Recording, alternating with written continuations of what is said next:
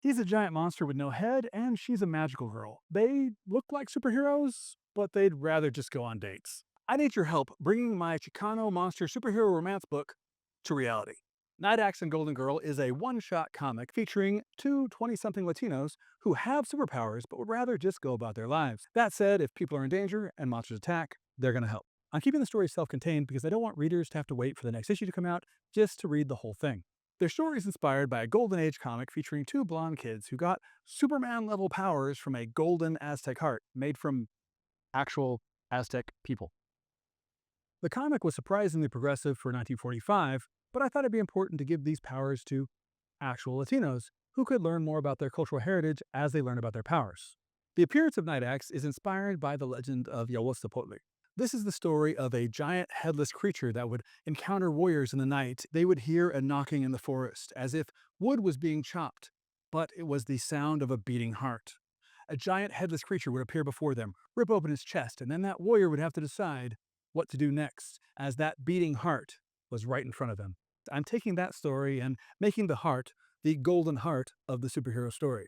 Despite appearances, these two don't consider themselves superheroes. While NightAxe looks like that 24/7, he makes his living as an Uber driver. Imagine having a guy with no head come to your door. And Golden Girl is an actual magical girl, transforming with a rainbow show of light, just like Golden Lad did in the 40s. But she mainly used her powers to sightsee. I mean, if you could fly, wouldn't it be cool to just see all the things the world has to offer?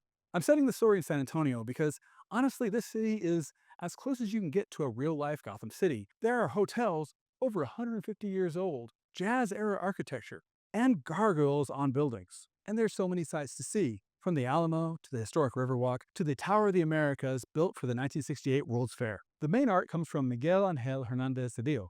He is an amazingly versatile artist. When I met him and told him about NightAxe, he came back to me about an hour later and said, "What do you think?" He drew NightAxe and Golden Girl on the spot. I said, "We need to work together." Colors are coming from comics legend Mickey Clausen, who's been part of the industry since the indie boom of the 80s into the height of the Image 90s. I could probably have stopped at 22 pages, but I had so much fun with this, I wanted to make more. There'll be two 8-page backup stories, also self-contained, with art by amazing creators. Nikki Ramirez of Mega Jaguar is providing art for a NightAxe solo ghost story. And Golden Girl's solo superhero story will be drawn by my friend from Brazil, James Garcia de Figueiredo. The main cover comes from a friend of mine. Roberto Vera Padro made waves with his comic Carlos the Kaiju Killer, which mixed Puerto Rican legend with giant monster action. Please share this, support this. None of this can happen without your help.